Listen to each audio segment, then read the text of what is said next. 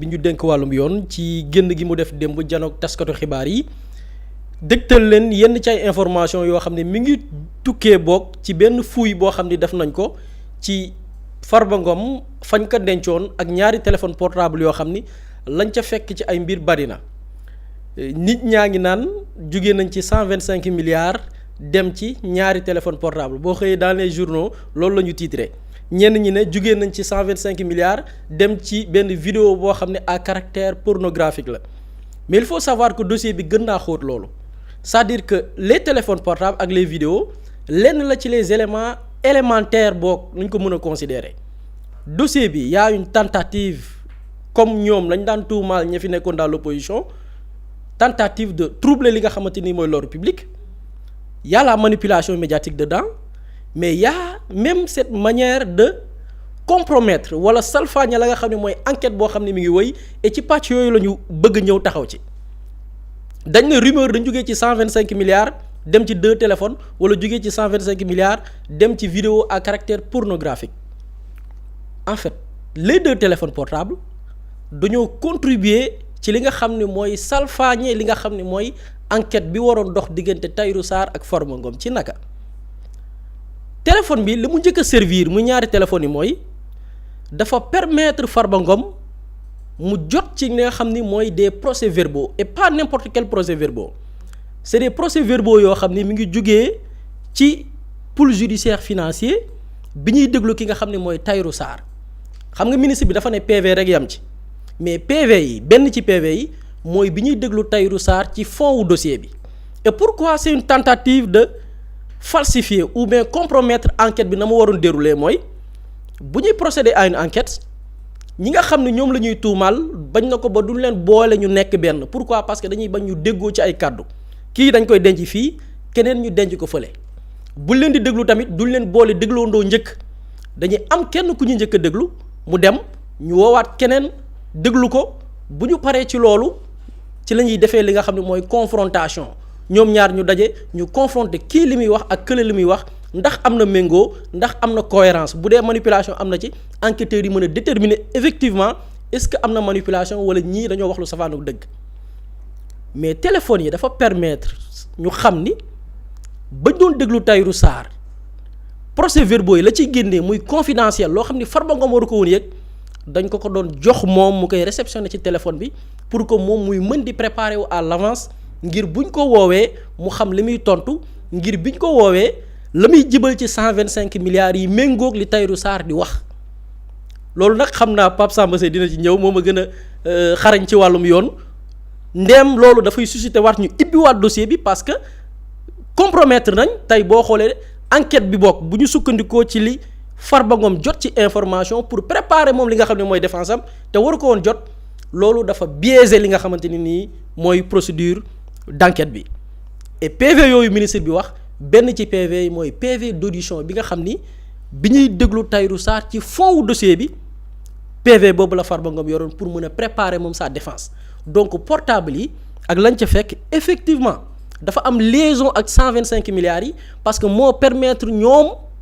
waa Farba Ngom yi biaiser li nga xam ne mooy procédure d'enquête bi xam li Tahirou Sarr di wax pour ñoom ñu mën a préparer wu seen défense pour que waroo bañ a am diggante ñoom ñaar seen i kàddu loolu benn mbir la bu ñu bëggoon leeral beneen bi aussi mooy avocats yi dañu nemmeeku li nga xam ne mooy des communications avec ses avocats ñu ci bari ñu ngi demander des questions ñan ñooy avocats yi mais en tout cas bu ñu sukkandikoo ci madame la ministre muy Yacine Fall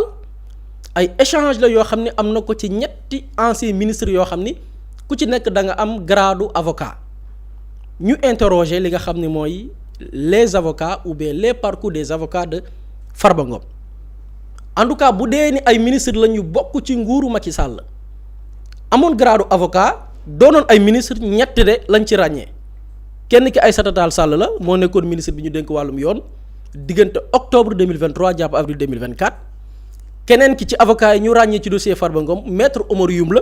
nekkoon ministre des forces armées octobre 2023 jàpp avril 2024 bu dee aussi avocat boo xam ni ancien ministre la ñu ràññee ko ci dossier Farba Ngom Moussa Bocar Thiam la buy ministre de la communication diggante novembre 2022 jàpp mars 2024 donc bu dee ni ñetti ministre la yoo xam ne dañ ne ci nguuru Macky Sall bu fekkee ne la ñu bokk ñett ñii la ñoom la ñu ràññee ci dossier Farba Ngom ñu layal ko moo xam ci télé moo xam ci ay conférence de presse moo xam fépp bu dee nag ay ministre parce que am na ci yeneen ancien ministre yoo xam ni bokk nañ ci pool d'avocats yi bu dee ñoo xam ne bokkuñ ci nguuru Macky Sall wala mosuñ cee bokk en tout cas bu dee nguuru Abdoulaye Wade la kenn ci avocat wu Farba Ngom yi nga xam ni il était ancien ministre c'est maître Amadou Sall nekkoon na ministre bi ñu dénk wàllum yoon diggante décembre 2009 jàpp juin 2010 ci jamonoy nguuru Macky Sall bu dee aussi beneen avocat boo xam ne aussi ràññee nañ ko ci dossier bi te mu nekkoon ancien ministre maître Dourou Ndoye la nekkoon na ministre bi nga xam ne dénk nañ ko wàllum yoon jamonoy Abdou Diouf diggante avril 1983 jàpp janvier 1986 mais dafa am beneen révélation boo xam ne ministre bi def na ko muy ci biir communication yi Farba Ngom doon am ak ay avocat am na ci kenn koo xam ne mi ngi doon waxtaan ak moom lu toll ci 259 minutes ñaari téeméer yu toftal juróom fukk ak juróom-ñeent ci simili waxtaan yoo xam ne sëkk na koog l'une damay répéter les propos de la ministre Yacine Fall avec l'une des avocats bu ñu jëlee ci pool d'avocats bi composé la nga xamante ni nii mooy layal Farba Ngom benn avocate boo xamante ni nii ancien ministre la lañ ci ràññee et c'est Aïssata Tall Sall donc foofu aussi l'indice boo ko recherché rek da ngay seet rek gis et je pense que côté boobu yaakaar naa leer na mais dafa am loo xamante ni nii xëy na peut-être ñu ngi koy xaar ci wàllum yoon parce que loolu ñi ko war a régler mooy bâtonnier bi ministre bi yëgle ni saisir nañ ki nga xamante ni mooy le bâtonnier jiite ñi nga xam ne ñooy ordre des avocats ñoom dinañ statuer par rapport ak ces avocats là li ñu def parce que bu ñu sukkandikoo jël ci passé Aïssata Tall Sall génne woon na fi communiqué jamono yi bi Ousmane Sonko yëglee ni dañu enregistré woon ay vidéo laataa muy dugg kaso daañ ko fësal gaawantu na génne communiqué ne loolu bu dee am na du dëgg du yoon dañuy sax aaye koo xam ne mi ngi ci biir kaso di communiquer à l'extérieur ci loo xam ne bu dee ne encadré wuñ ko et je pense que tey loolu ordre des avocats le bâtonnier dina ko régler maintenant dafa am leneen lu gën a grave maa ngi junj wàllum trouble à l'ordre public parce que dégg nañ ko ci kàddu yi nga xamante ni madame Yacine Fall jukki na ko ci communication am li ci grave des faits yi nga xam ne ça interpelle mooy dañu nemmeeku ay communication transfrontalière ay waxtaan yoo xam ne fii la jógee Sénégal dem jàll bitim réew ci ay dëkk yu wute Farba Ngom def ko diggante Sénégal ak Maroc ay communication jëme Mali ay communication jëme réewu Autriche ay communication jëme Bangladesh ak ay communication jëme réewu États-Unis mais du loolu kese yam ci parce que on parle de opération financière koppar goo xamante ni nii mi ngi jugee bitim réew soit di dugg wala muy jugee fii di dem bitim réew financement quoi yan xeetu financement la enquête bi xëy na après dina ko leeral mais en tout cas bu ñu sukkandikoo ci ministre bi ñu dénk wàllum yoon muy Yacine Fall c'est une activité soutenue et structurée c'est-à-dire que benn mbootaayu defkatu ñaawteef lañ boo xamante ni dañu am un agenda am un programme am organisation am nu ñu structurer seeni mbir étape par étape et la ministre parle de criminalité organisée c'est des gens yoo xamante ni ils s'étaient bien organisés pour préparer des choses des complots politiques contre l'État du Sénégal et loolu lan lay wundu li muy wundu mooy nit ñi mën nañ poser wu des questions est-ce que amul ay menaces ou bien des manœuvres yoo xam ne ay nit ñoo ko financé pour créer li nga xamante ni ministre bi wax na ko menacer li nga xam ni mooy l'ordre public et loolu ministre bi daf ci joxewaat yeneen information ci téléphone yu jël ci Farba Ngom am na lu toll ci 65 interactions juróom benn fukk yu toftal juróom ci ay jokkoo yoo xam ne dox na digganteem ak benn politicien boo xam ne dañ ko may liberté provisoire mu amaat yeneen 400 appels ak message ñeenti téeméer ci ay appels ak message yoo xamante ni laaj ak tontu la par écrit bu dox digganteem ak beneen homme politique et je pense que bu ñu xoolee situation bi man en tant que journaliste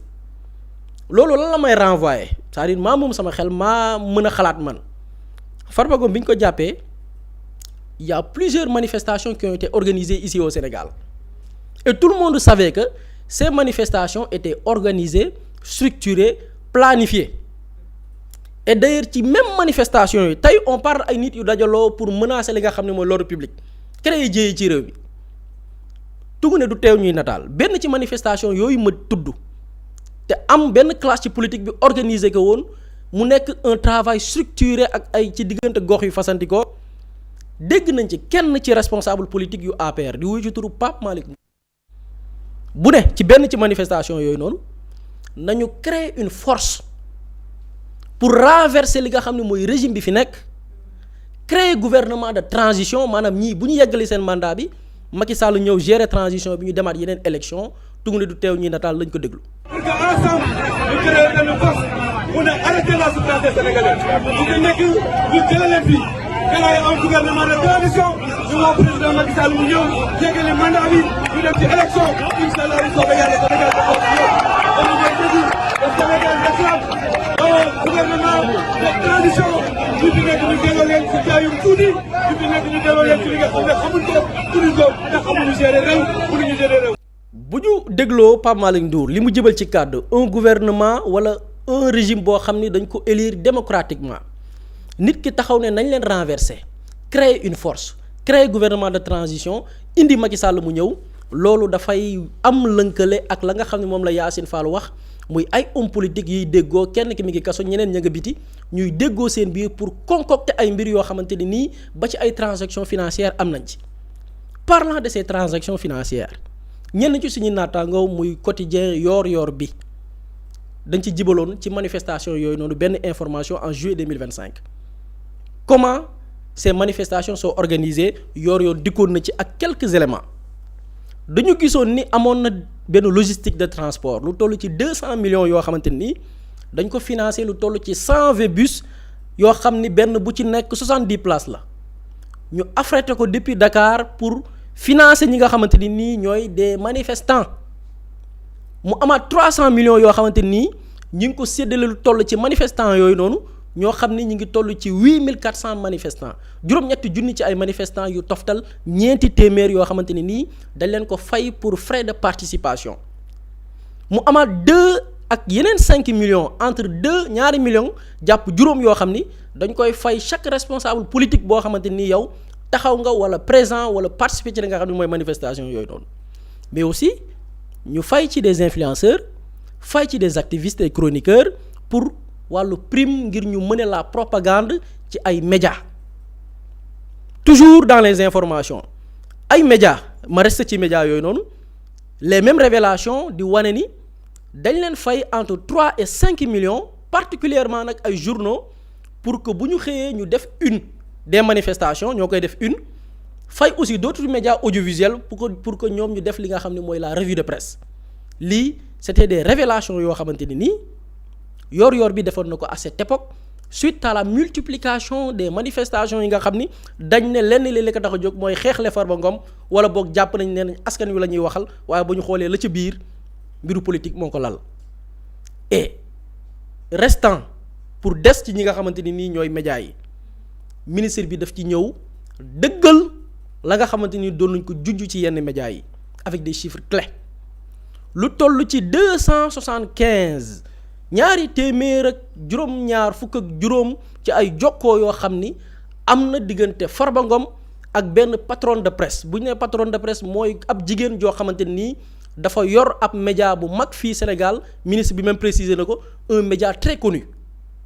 mu am 60 échanges juróom benn fukk ci ay jokkoo yu dox diggante Farba Ngom ci ñaari téléphones yi ak beneen journaliste boo xam ni ci presse en ligne lay yëngu médias yi nga xamante nii ci xarala yu yees yi la ñu nekk mu amaat beneen communication wala yeneen ci ay communication yoo xam ni ña ngi ko xayma ci 158 téeméer ak juróom fukk ak juróom-ñett ci ay jokkoo yoo xam ni dox na diggante Farba Ngom ak un directeur de publication groupe de presse bu mag fii ci Sénégal lii la ministre bi présenté et je pense que concernant les médias il suffit nga xëy tey yër les journaux ñu jël cette affaire ba ko réduire ci jógee nañ ci 125 milliards dem ci ñaari téléphone wala jógee nañ ci 125 milliards dem ci benn vidéo pornographique non l'affaire est plus grave que ça des gens ont établi teg ay moyens pour biaiser l'enquête Tahirou Sarr tey ak Farba Ngom bu ñu doon def confrontation bi du am sens parce que Farba Ngom amoon na les réponses ba pare sukkandiku ci des PV confidentiels yoo xamante ni PV wu Tahirou Sarr la leneen li aussi des manœuvres depuis l'international à travers des pays comme le Maroc le Mali Bangladesh États-Unis ay nit di déggoo avec des transactions financières internationales jokkoo ak des patrons de presse qui vont mener la propagande lii c'est pas une mince affaire boo xamante ne nii bëgg nañ ko limiter ci ñaari téléphone portable wala une vidéo pornographique c'est plus grave que ça soxna Aminata. am na solo Boury Pape Samba ñoo ko dégg Boury dellusiwaat na ci sortie bi nga xamante ne madame ministre Yacine Fall def na ko niki démb mais tey beneen problème dafa amaat ñu ci bari di ci àddu ndax sortie bi Yacine Fall moom moo ko waroon a def wala procureur de la République moo waroon a def boobu la sortie. di la remercier soxna Aminata parce que mu nekk une question très importante et je pense que Boury def na lu am solo mooy le rappel des faits par rapport ak li nga xamante ne mooy le dossier maintenant par rapport à la sortie bi nga xamante ne madame Yacine Fall def na ko il faut rappeler que sortie bi mu def duggul ci fond enquête joxewul maanaam les poursuites judiciaires yi nga xamante ni moo ci nar a topp dafa def une présentation des faits yi nga xamante ni administration pénitentiaire dem nañ defi ji ko ci cellule Farba Ngom l'administration pénitentiaire dépend de qui l'administration pénitentiaire ne dépend pas du procureur mais dépend du ministère de la justice ministère de la justice bu fekkee ne administration pénitentiaire def nañ fouille ci biir fouille yooyu noonu ñu ne lii ak lii ak lii lañ fa seetlu dañuy interpeller seen ministre de tutelle ne leen ñun lii ak lii ak lii lañ fa fekk maintenant ministre bi lan la def lan la mën a def c'est comme par rapport avec les téléphones portables lan moo tax ñu am élément yii nii yépp par rapport ak jokkoo yi nga xamante ne Farba Ngom mu ngi ko doon jokkoo avec ses avocats ak PV d'enquête yu mu recevoir c'est parce que à la suite de la découverte des téléphones dafa am une réquisition ci téléphone yooyu noonu par rapport ak opérateur de téléphonie mobile yi pour ñu mën a xam yan conversation ak yan jokkoo la nit kooku def avec ses téléphones lan la utiliser téléphones yi lan la ci jublu élément yooyu noonu yépp nag bu ko ministre de la justice réunir day jàkkaarloog sénégalais publiquement ne leen man benn démembrement wu de sama ministère muy l'administration pénitentiaire def nañ ay fouilles découvrir nañ lii fee yi lii ak lii ak lii la ba léegi duggul ci poursuite yi nga xamante ni mu ngi war a am dafa ne lépp lu am ci dossier bi justice dina ci def wàllam mooy lan mooy le ministre de la justice dina saisir peut-être le procureur pour l'ouverture d'une enquête après bu ñu ouvriree enquête bi procureur foofu lay mën a jàkkaarloog sénégalais yi ne leen ubbi nañ enquête diw par rapport à des faits qui nous ont été communiqués par le ministère de la justice ci Mouhamadou Farba Ngom def na lii ak lii ak lii joxe la qualification pénale des faits yi nga xamante ne am na muy maanaam ñu ne Farba Ngom utiliser na ay téléphones yi lii ak lii ak lii la ci def maintenant li nga xamante ni tudd nañ ko ci li mu def quelle est la qualification pénale de ces faits mu mën ci tudd atteinte à la sûreté de l'État ak yeneen foofu procureur moom mooy présenter la nature de l'enquête démb ministre de la justice dafa def une communication sur la découverte qui a été faite ba pare wax ni dinañ ko jébbal justice mu def ci liggéeyam donc foofu il ne faut pas que les gens ñu bëgg indi benn manipulation boo xamante ne pour dire que Yacine Fall waru ci wax parce que gis naa sax benn suñu doyen société civile Alioune Tine Yacine Fall waru ci wax parce que elle est vice-présidente de PASTEF donc moom politique mën na ci dugg daal à croire que donc ministre de la justice loo xamante ne dafa relever ci sa département yow mënoo ci àddu parce que da ngaa bokk ci benn parti politique donc ça veut dire que le président de la République qui est un militant d'un parti politique bu ko yóbbu au pouvoir tey jii bu amee un dossier boo xamante ne dafa jëm ci état bi yooyu dañ naan ko yow bul ci wax parce que militant au parti diw nga c'est-à-dire que c'est un non-sens maintenant nag li nga xamante ne Yacine Fall def na ko communiqué na Sénégalais yi lu ci topp procureur buñ xam nga Farba Ngom instant yi ñu ngi di ko entendre nee nañ à la section de recherche buñ ko entendre section de recherche ba pare éléments yi nga xamante ne dañ ko fay am après ci le procureur di mën a ñëw ne def nañ lii ak lii ak lii ci ay investigation entendre nañ prévenu bi lii ak lii moo ciy topp comme le procureur Ibrahima Ndoye il a eu à le faire ci yenn dossiers yoo xamante ni ubbi woon nañ ko fi comme le pôle judiciaire financier niñ ko defee woon par rapport à des dossiers yoo xam ne da doon impliquer des ministres ñu wax ni lii ak lii jot nañ ko ci def nañ suñuy investigation entendre nañ leen lii mooy la qualification pénale des faits lii moo ciy topp donc c'est une procédure normale boo xamante ne man gisuma ci benn problème bu ci war a mën a nekk et je pense que loolu ñi ci àddu sax li ci ëpp c'est parce que dañoo bëgg déplacer en réalité vrai problème bi nekk ci affaire bi parce que Boury mu ngi koy wax par rapport ak li Farba Ngom def dañoo fekk ci moom ay téléphone portable di rappeler ni Farba Ngom mu ngi pavillon spécial et pavillon spécial c'est une prison pour les malades donc foofu ay fouille daf fay am ñu fekk ci moom ay téléphone portable et suñu loi wu dëkk dafay wax ni képp koo xamante ne da nga nekk en détention nga nekk ci milieu carcéral donc di rappeler Farba Ngom il est dans un milieu carcéral parce que pavillon spécial la nekk waroo am ay jokkalante avec le milieu extérieur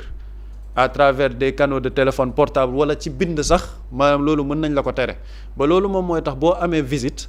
am garde pénitentiaire boo xam ne day toog ki lay visiter toog yow nga toog pour lépp looy wax mu mën ko di ko dégg parce que dañuy bañ mu am des communications souterraines yoo xam ne duñ ko mën a topp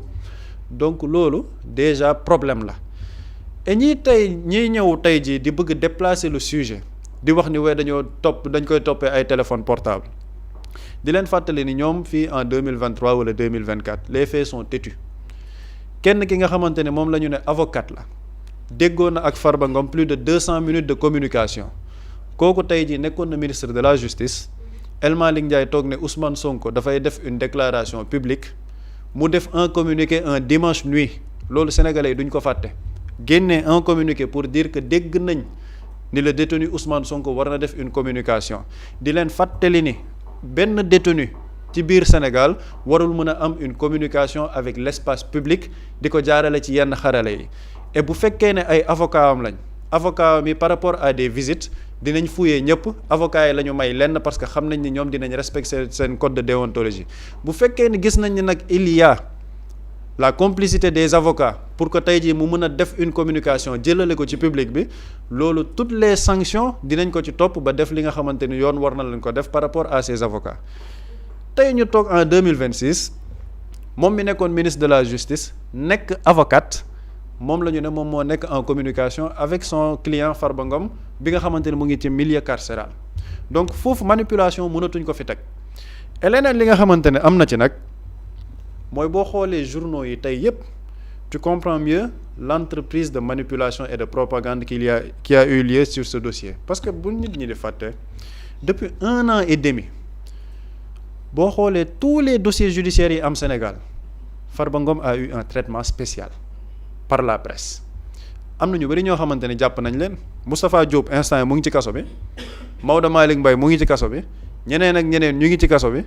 mais depuis 1 an et demi benn nit ngay dégg ñu koy wax muy Farba Ngom et on nous présente sa situation comme un détenu boo xamante ne tey jii bu état du Sénégal deful li mu war a def rek day ñàkk bakkanam depuis 1 an et demi détenu boobu mu ngi ci biir kaso bi ba léegi di dox ay soxlaam et aujourd'hui on découvre que ce détenu moom mu ngi nekk ci milieu carcéral ba pare di orchestrer ay affaires yoo xamante ni day dem ci espace public bi parce que yamuñ rek ci communication avec ses avocats communication avec la presse il y a eu des échanges financiers sur le plan national et international ñu cité ci ay dëkk ñu ne Maroc Mali États-Unis détenu boobu def na ay transactions yoo xam ne dem na ba Bangladesh ci koo xamante ni dafa wopp nee nañ kooku mu ngi doon def suivi des chantiers maanaam am na ay chantier ci biir réew mi c'est-à-dire que Farba Ngom mu ngi ci biir kaso bi mais mu ngi lijjanti loo xamante ni xëy na bu génnoon sax maanaam mënu ko lijjanti donc il faut que nit ñi di delluwaat ci li nga xamante ni moo xew ci réew mi ba pare ñuy waxtaan ak nit ñi ci xel mu sell la mënuñ ñëw avoir toute une propagande de cette presse là après ñu ne ñun dañoo war a toog xalaat ni non presse bi dañuy def cette propagande là parce que waa Farba Ngom c'est un détenu comme les autres bëgg ko jàllale ci affaire politique mais bu ñu xoolee tey jii li ministre de la justice wax nga def la corrélation avec tout ce qui s'est passé sur le plan politique il y a une logique cohérente boo xamante ni ñoom ñu ngi ciy dox maître Aïssata Tall Sall ak waa APR ba ñu jàppee Mansour Faye def nañ communication wala def communiqué ci biir siège APR defuñ ko maître Moussa Bocar Thiam dafa xulug justice am ay bind yoo xamante ni daf ko doon def ba UMS génne woon communiqué di wax ni maître Moussa Bocar Thiam li muy nekk di wax ci justice du yoon ci ban cas la ko defee ci kaawu Farba Ngom c'est-à-dire que ñoom ñëpp benn cas moo leen mobilisé mooy le cas de Farba Ngom Pape Malick Ndour extrait bi ñu génnee sànq discours bi mu fa tenir c'était par rapport à quoi par rapport à une marche nee nañ pour la libération des détenus politiques mais détenus politiques yooyu noonu yëpp Farba Ngom kese lañ ci doon tudd doo ci dégg keneen il y a eu des meetings qui ont été organisés ci siège ci fiefu Farba Ngom muy Matam mais léegi bu ñu dajalee loolu noonu yëpp ñu tudd ci benn patron de presse boo xamante ne très reconnu nit ñi dofuñu xam nañ ki ñuy waxal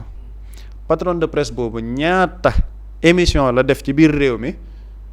di wax spécifiquement sur le cas de Farba Ngom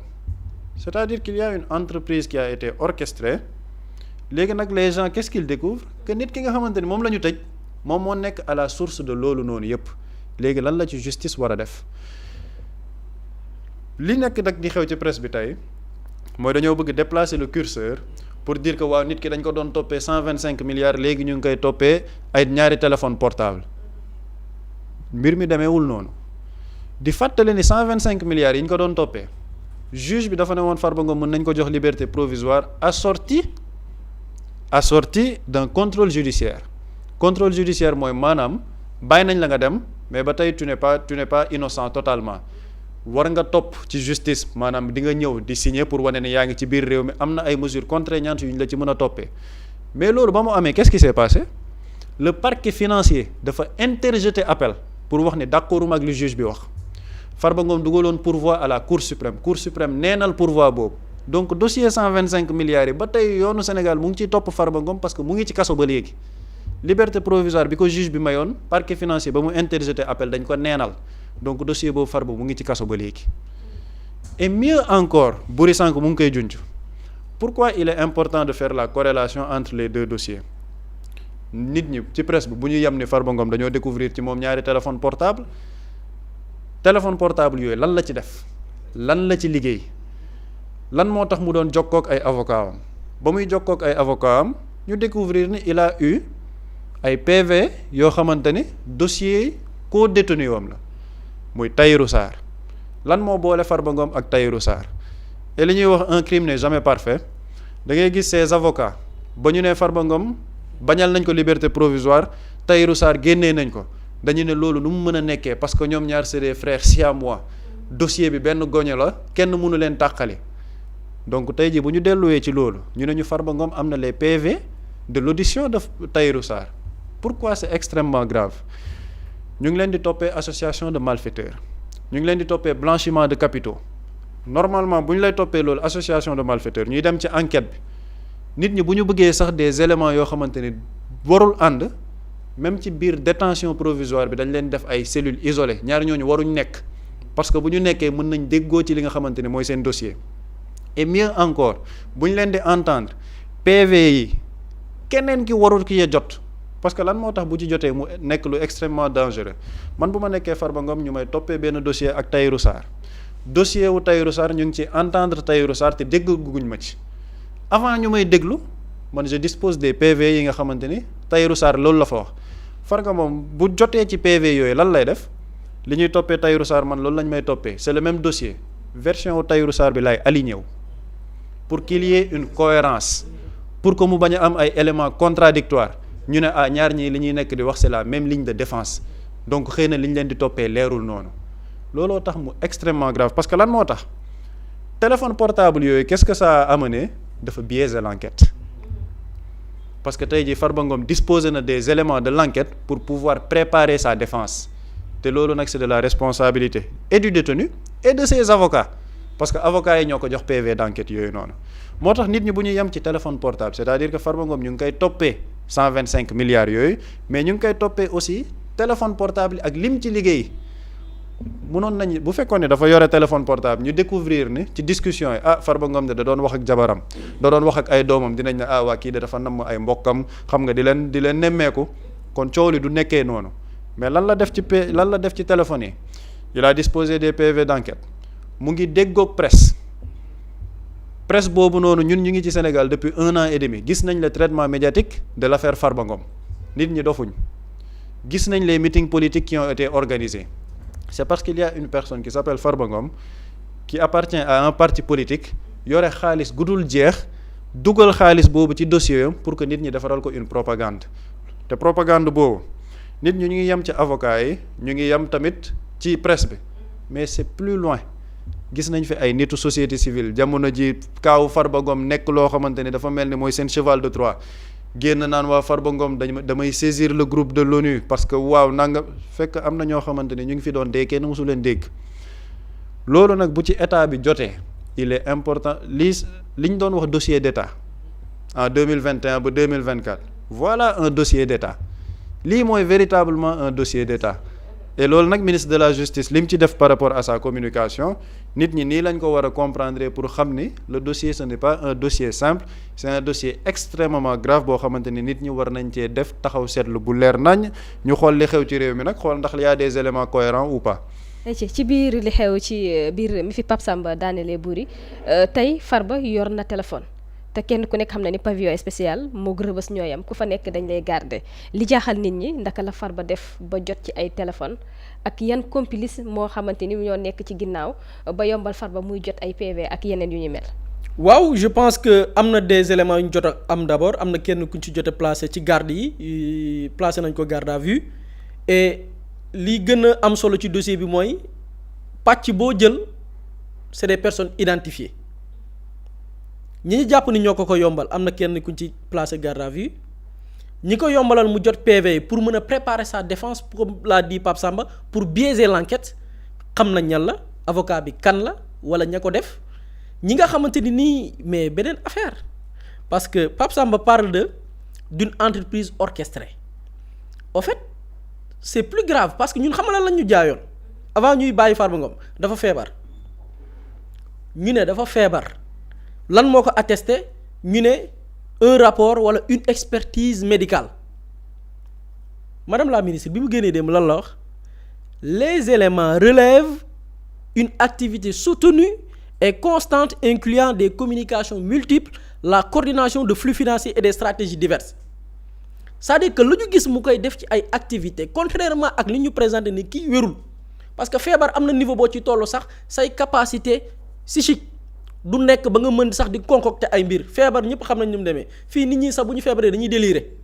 taloo yenn yi mais madame la ministre dafa expliquer que ni waa ji activités yi mu doon def li mu doon concocter di ko coordonner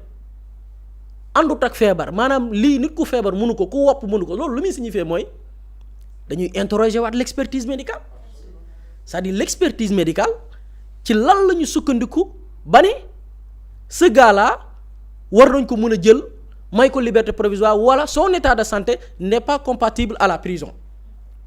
lii mooy la grande question lii c'est-à-dire que boo doon wutal ay pàcc c'est-à-dire que da ngay ratisser large Pape Samba di nga laal société civile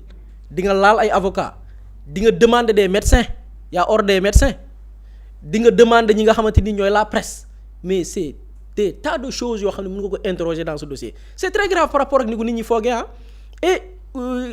li tax gars yi amuñu lay c'est-à-dire que ñi essayer di manipuler surtout avec cette affaire bu ko kii ñi nga xam ni ñoom la ñuy tudd ci yëf yi mais ñoo njëkk a incriminer seen bopp Pape Samba dafa tudd léegi communiqué boo xamante nii mi ngi tukkee ci ministère de la justice jamonoy président Macky Sall parce que comme ni ko Pape Samba leerale Ousmane Sonko bi mu xamee ni lii lañ koy fexeel ci wàllum yoon jamonoy président Macky Sall dafa préparé wu choisir numéro 2 biñ ko barricadé période boobu mu enregistré une vidéo dénk ko des hommes de confiance parce que xam nañu dañ koy jàpp pour bu ñu ko jàppee bu ñu yeggee ba ca cappaandaw ga ñu génnee vidéo yooyu noonu mu ne diw laa tànn tel ak tel ak telle chose moo tax ma tànn ko bi ko le chargé de communication kiy gérer lépp lu jëm ci wàllu communication El Malick Ndiaye annoncé Aïssata Tall Sall mii tey dina génnaat xam nga dina génn moom après moom dina génn moom ñu fàttali ko rek ay kàddoom lan la waxoon dafa génnee communiqué nañu jël communiqué bi méngale ko la situation actuelle mu ne il est annoncé que le détenu Ousmane Sonko fera un message public ce jour dégg nañ ni kii di Ousmane Sonko dafay génn wax tey muy Ousmane Sonko bi nga xam ni caabi daf ko féete gannaaw mu ne l'administration pénitentiaire tient à rappeler qu'un détenu n'a pas le droit de communiquer avec l'extérieur de façon directe comme indirecte la nga xamante ni nii mooy caytu nekkin ci biir kaso bi loi yu ko tënk dafay aaye ne benn détenu amul sañ-sañu di jokkoog ña nga xamante ni nii biti la ñu nekk moo xam muy jokkoo boo xam ne direct la wala ab jokkoo boo xam ne dafay am ay intermédiaire muy une communication indirecte lii Aïssata Tall Sall moo ko wax jëlal tey avec le cas Farba Ngom teggil Ousmane Sonko tegal Farba Ngom Ousmane Sonko lañ ko doon ruuma daatal amul parce que vidéo yi ba nga ko enregistré avant mais Farba Ngom moom lañ koy wax tey jii nii jëlal gam-gamlee la nga xamante ni nii moom la Aïssata Tall Sall waxoon nga teg ko tey lañ doon reproché ñoom la ñu def tey le gars il communiquait il partageait des PV da doon concocter li nga xamante ni nii mooy des campagnes bu ma nee des campagnes avec des médias et loolu après dina leer espérons que yoon dina jël ay responsabilités par rapport à ces médias là moom Aïssata Tall Sall damay delluwaat ci communiqué mu ne comme il est de son droit le détenu Ousmane Sonko communique pendant ses visites qui sont organisées. Ces visiteurs sont fouillés à l'exception des avocats qui sont soumis à une déontologie stricte. mu ne Ousmane Sonko Aïssata Tall Sall mooy wax jamono yooyu yoon may na ko mu communiquer lu dul ay nit buñ ko seet siwee te même seet si googu soo da doon ab seet si kese yam ca waaye seet si la boo xam ne dañ koy organiser ña koy seet si dañ leen di fouiller ndax yoruñu portable bu ñu mën a enregistrer ndax yoruñu portable bu ñu ko mën a jox ngir mu communiquer dañ leen di fouiller ñaaye ñu ne ñenn lañ dul fouiller mooy avocat yi te avocat lan moo tax duñ leen fouiller mooy dañu am benn code de déontologie ab charte goo xam ne moo tënkub seen i liggéey boo xam ni dañuy rafet njort ci moom ni kii dans l'exercice de ses fonctions du def naka su loolu bu ko defee rek dañ ko war a daal moo tax tey la ministre Yacine Fall saisir le bâtonnier parce que ces avocats là normalement dañ leen war a summi parce que le code de la déontologie bi nga xamante ne nii moo tënk seen métier dañ ko salfaañe lii beneen la Aïssata Tall Sall mooy wax de kon moom la mu doon wax nii tey buñ ko appliqué ci ñoom pool d'avocat bi du ma ne avocat yëpp parce que bari nañ mais ña nga xam ni tudd dañ leen ci communication yooyu noonu tey yat bi dafa war a daal seen kaw toujours dans son communiqué Aïssata Tall Sall à cette époque mu ne si des complicités à un quelconque niveau devaient être détectées sans l'utilisation d'un moyen extérieur de communication les sanctions idoines seraient prises contre leurs auteurs les complices et les détenus Aïssata Tall Sall mooy wax mu ne bu ñu demee nag ba gëstu gis ni am na ci ñoo xamante ni nii moo xam niveau bu mu mën a nekk bu nee niveau ba mu mën a nekk mooy ña nekk ca bànqaasu état de def naka sulu noonu ak ña nga xam ne ñoo nekk ca biir nekk ak moom mu ne niveau de responsabilité fépp fu ñu ko mën a natt moo xam mooy bu ñu mën a utiliser daañ ci jël ay daan yu métti contre ña nga xam ni ñoo ko def ñoo yombal communication boobu noonu wala ay complice lañ dox nañ ci diggante bi ba ci détenu bi moom ci boppam ñii ñëpp dinañ rëq seen digg teg leen sanction yu métti moo tax ma ne tey lu waay di wax jëlal ay kàddoom yowoon jël ko teg ces gens-là dañ leen war a sanctionner à la hauteur de leurs actes et man je suis pour instruction bi nga xam ne tàmbali woon nañ ko mais on recommence l'instruction dossier d'instruction bi ñu tàmbali woon diggante Farba Ngom et Tahirou Sarr la procédure ou bien l'instruction a été biaisée Pape Samba ñëw na ci dama ne ñaari nit bu ñu amee problème ci wàllum yoon ngeen dem police yeggagoo leen au niveau du tribunal police ci boppam ñaari nit bu ñu jotee kenn ki day nekk ci biti toog xaar kenn ki dugg wax ba pare ñu ne ko génnal mu génn keneen ki ñëw dugg ñu laaj ko mu wax ba pare ñu ne leen acca kaay leen nag yéen ñaar et là je te parle des faits yoo xam ne diggante nit ak nit la là on te parle d'une affaire concernant le blanchiment de capitaux de plus de 125 milliards ces gens ñu leen di toppee association de malfaiteurs mbootaayu def ko du ñaawteef ñu ne la ces gens là moment bi ñuy topp enquête bi di ko caytu mais ña nga doon déggoo ci ay kàddu Farba tey buñ ko auditionné dans le fond du dossier lépp lu mu wax tey mën nañ ko jàppee loo xam ne dafa safaanu dëgg donc tey les Sénégalais sont pour ñu réviser waat li nga xamante nii mooy l'instruction bon peut-être lu am na ñu bàyyi aussi. bon après yoon moo koy leer